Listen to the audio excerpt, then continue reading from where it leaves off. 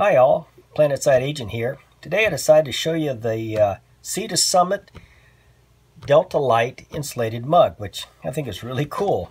I kind of got this to build another cook kit, which I've been doing a lot of lately. Anyway, and I really like it and thought I'd just show you. Just for starters, it'll hold 12 ounces or 350 milliliters.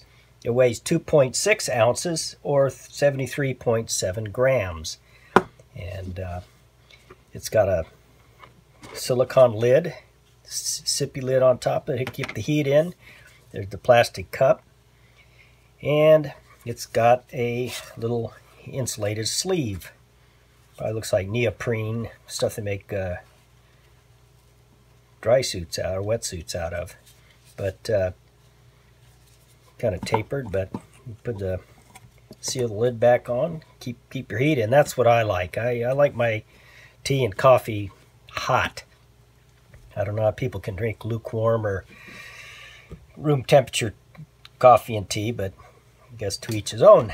So anyway, that's the Summit Insulated Mug. I think it's really nice, and I'm going to build and put it in another cook kit. Not sure which one yet. But anyway, so thank you for watching. Have a good day.